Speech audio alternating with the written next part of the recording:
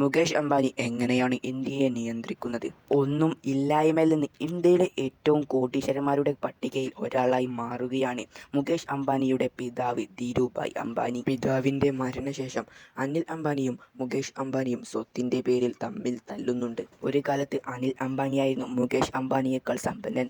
എന്നാൽ സഹോദരൻ്റെ പടിപടിയായി തകർന്നപ്പോൾ മുകേഷ് അംബാനി ആർക്കും എത്തിപ്പെടാൻ സാധിക്കാത്ത അത്രക്കുമായിരുന്നു മുകേഷ് അംബാനിയുടെ വളർച്ച. ഇന്ത്യൻ രാഷ്ട്രീയക്കാരെയും രാജ്യത്തിൻ്റെ നയരൂപീകരണങ്ങളെയും പോലും നിയന്ത്രണത്തിൽ ആക്കി എന്നായിരുന്നു ആരോപണം.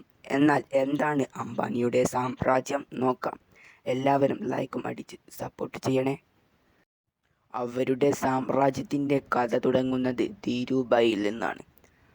ധീരുഭായ് അംബാനി ജനിക്കുന്നത് ഒരു അധ്യാപകൻ്റെ മകനായിട്ടാണ്. കഷ്ടതയിൽ നിന്ന് ജനിച്ച് വളർന്ന് പിന്നീട് ജോലിക്കായിട്ട് യമനിൽ പോയി അവിടുന്ന് ജോലി ചെയ്ത് അവിടുത്തെ കാര്യങ്ങൾ എല്ലാം മനസ്സിലാക്കിയതിനു ശേഷം 8 വർഷത്തിന് ശേഷം ഇന്ത്യയിൽ തിരിച്ച് 1988 റിലയൻസ് കൊമേഴ്സ്യൽ കോർപ്പറേഷൻ സ്ഥാപിക്കുന്നു. ഒരു ഒറ്റമുറി ഓഫീസ് ആയിരുന്നു അവരെ. ചെറിയ ബിസിനസ്സും ആണ്. പിന്നെ എന്താണ് സംഭവിച്ചത് എന്നെല്ലാവർക്കും അറിയാവുന്ന കാര്യങ്ങൾ തന്നെയായിരിക്കും. 1983 ലോകകപ്പ് വിജയിച്ച ഇന്ത്യക്കാർക്കിടയിൽ ക്രിക്കറ്റ് വളരെ വേഗത്തിൽ പടർന്ന് പന്തലിച്ചു കൊണ്ടിരിക്കുന്ന ആ സമയത്തു തന്നെ ക്രിക്കറ്റ് വേൾഡ് കപ്പിൻ്റെ ടൈറ്റിൽ സ്പോൺസർ ആവാൻ അവർക്ക് സാധിച്ചു. അതിലൂടെ ഇന്ത്യക്കാർക്ക് സുപരിചിത പേരായിട്ട് റിലയൻസ് മാറുകയാണ്. 1991 ശേഷം ഉദാഹരണവൽക്കരണം വന്നതോടെ പെട്ടെന്നാണ് ധീരുഭായിയുടെ വളർച്ച സംഭവിക്കുന്നത്. 2002 ധീരുഭായ് മരണപ്പെടുന്നു. ഇന്ത്യയിലെ 2ാം സ്ഥാനത്താണ് ധീരുഭായ് നിൽക്കുന്നത്. ലോകത്തിലെ ഏറ്റവും വലിയ കോടീശ്വരന്മാരുടെ പട്ടികയിൽ 138ാം സ്ഥാനത്താണ് ധീരുഭായ് ഫാമിലിക്ക്. മരിക്കുന്നതിന് മുൻപ് തന്നെ ടെലികമ്മ്യൂണിക്കേഷൻ, പെട്രോളിയം, ടെക്സ്റ്റൈൽ മേഖലകളിൽ എല്ലാം അമിത വളർച്ച പന്തലിച്ച ഒരു ബിസിനസ് തന്നെയായിരുന്നു. മരണത്തിന് മുൻപ് തന്നെ തൻ്റെ 2 ആൺമക്കൾക്കും ബിസിനസ് നടത്താൻ വേണ്ടി കൊടുത്തിരുന്നു. നല്ല രീതിയിൽ തന്നെ അവർ അത് നടത്തി കൊണ്ടുപോവുകയും ചെയ്തിരുന്നു. പക്ഷേ അച്ഛൻ്റെ മരണശേഷം 2 പേരും സ്വത്തിനു വേണ്ടി തമ്മിൽ തല്ലുകയാണ്. ഫാമിലിയിൽ മാത്രം നടന്ന ഈ ഒരു സ്വത്ത് തർക്കം മീഡിയയും കൂടി ഏറ്റുപിടിക്കുകയാണ്. ധീരുഭായിയുടെ 2 പെൺമക്കളാണ് നീനയും ലീലയും. ഇവർ സ്വത്തിനോട് വലിയ താല്പര്യമില്ല. വലിയ പണക്കാരെയാണ് ഇവർ വിവാഹം കഴിച്ചത്. മറ്റുള്ള 2 ആളും കൂടി ഇത് വീതിച്ച് എടുത്തോ എന്നുള്ള ഇതാണ്. മീഡിയയുടെ മുന്നിൽ വിളിച്ചു പറഞ്ഞ് അച്ഛൻ്റെ വില കളയരുത് എന്ന് അഭിപ്രായമുള്ളവരാണ് ഇരുവരും. എത്ര മറച്ചു വെച്ചിട്ടും സ്വത്ത് തർക്കം പരസ്യമാവാൻ തുടങ്ങുകയാണ്. മുകേഷ് അംബാനി ഇത് ഇൻ്റർവ്യൂവിൽ പോലും പറയുകയും ചെയ്തിട്ടുണ്ട്. അതിനെ തുടർന്ന് 2005 അവരുടെ അമ്മ കമ്പനി 2ആയി ഭാഗിച്ച് മുകേഷ് അംബാനിക്കും അനിൽ അംബാനിക്കും കൊടുക്കാം എന്ന തീരുമാനത്തിൽ എത്തി. അതിൻ്റെ ഭാഗമായി മുകേഷ് അംബാനിക്ക് പെട്രോളിയം ബിസിനസ്സും റിലയൻസ് എൻ്റർപ്രൈസസും IPCLും കിട്ടുന്നു. അനിൽ അംബാനിക്ക് ആർലൈൻ communication, Reliance capital, Reliance energy കമ്പനികളും കിട്ടുന്നു. ഒരാൾ ചെയ്യുന്ന ബിസിനസ് മറ്റൊരാളും ചെയ്തു കഴിഞ്ഞാൽ അവിടെ തർക്കമുണ്ടാവും എന്ന് വിചാരിച്ച് ഭാഗിച്ചു കൊടുത്ത അവർക്ക് തെറ്റി. 2006 വീണ്ടും സ്വത്ത് തർക്കം ആരംഭിക്കുകയാണ്. അനിൽ അംബാനിയുടെ കമ്പനികൾക്ക് പെട്രോളിയം കൊടുക്കുന്നത് മുകേഷ് അംബാനിയുടെ ചുമതലയായിരുന്നു. അങ്ങനെ ഒരു കരാർ ഉണ്ട് എന്നാണ് അനിൽ അംബാനി പറയുന്നത്. കുറഞ്ഞ വിലയ്ക്ക് പെട്രോളിയം കൊടുക്കുക എന്നതായിരുന്നു അന്നത്തെ കാലത്തെ വ്യവസ്ഥ ചെയ്തിരുന്നത്. എന്നാൽ ഇതൊന്നും ഗവൺമെൻറ്റിന് ഇഷ്ടമാകുന്നില്ല. എണ്ണയും നാച്ചുറൽ ഗ്യാസും ഗവൺമെൻറ്റിൻ്റെ പ്രോപ്പർട്ടിയാണ്.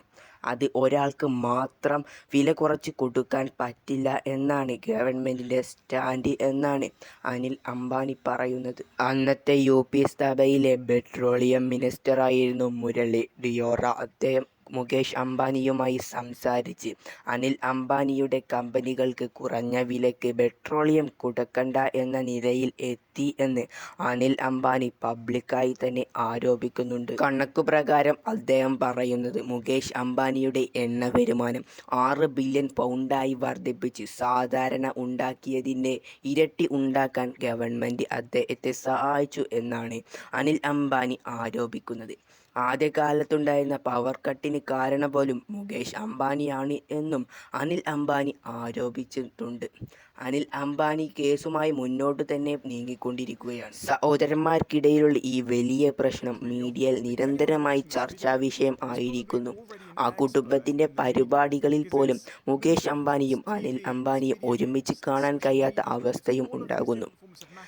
സ്വത്തിൻ്റെ പേരിൽ സഹോദരന്മാർ മുഖാമുഖം നോക്കാത്ത അവസ്ഥ. പിന്നീട് അനിൽ അംബാനിയുടെ തകർച്ചയുടെ കാലഘട്ടമാണ്. അദ്ദേഹത്തിൻ്റെ ബാങ്ക് ബാലൻസ് 0 ആണ് എന്ന് പോലും പലവരും അഭിപ്രായപ്പെടുന്നുണ്ട്. അദ്ദേഹം ജീവിക്കുന്നത് എങ്ങനെയാണ് എന്ന് നോക്കിക്കഴിഞ്ഞാൽ അതിൽ തട്ടിപ്പുണ്ട് എന്ന കാര്യത്തിൽ വ്യക്തമാണ്.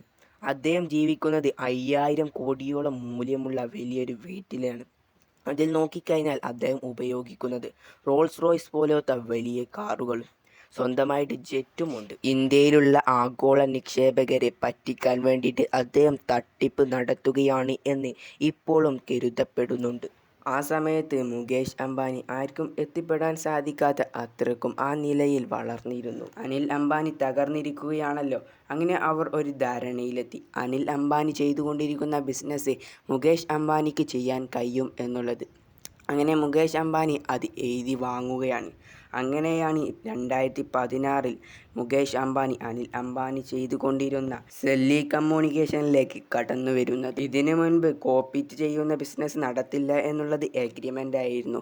ആ എഗ്രിമെൻ്റ് മാറ്റപ്പെട്ട സമയത്തായിരുന്നു ജിയോയുമായി ഇന്ത്യൻ മാർക്കറ്റിലേക്ക് മുകേഷ് അംബാനി വരുന്നത്. അതൊരു വിപ്ലവം തന്നെയായിരുന്നു. Free SIM, free call, free data എന്ന് പറയുന്ന പ്രത്യേകതരമായ ഒരു തന്ത്രവുമായിട്ടാണ് മുകേഷ് അംബാനി ജിയോയുമായി ഇന്ത്യയിലെത്തുന്നത്. അതോടുകൂടി തന്നെ ഇന്ത്യൻ ജനങ്ങളുടെ മനസ്സിൽ ജിയോ സ്ഥാനം നേടി. 200 ദിവസത്തോളം നീണ്ടു നിൽക്കുന്ന ഒരു ഓഫർ തന്നെയായിരുന്നു മുകേഷ് അംബാനി മുന്നോട്ട് വെച്ചത്. പിന്നെ അങ്ങോട്ടുള്ളത് മുകേഷ് അംബാനിയുടെ കുതിച്ചു കയറ്റമായിരുന്നു. ഇന്നത്തെ വീഡിയോ ഇത്രയൊക്കെ തന്നെയുള്ളൂ. നിങ്ങളുടെ വിലയേറിയ മുകേഷ് അംബാനിയെ പറ്റിയുള്ള നിങ്ങളുടെ അഭിപ്രായങ്ങൾ കമൻറ്റ് ബോക്സിൽ രേഖപ്പെടുത്തുക. പിന്നീട് വീഡിയോ ഇഷ്ടപ്പെട്ടാൽ ലൈക്ക് ആൻഡ് സബ്സ്ക്രൈബ്.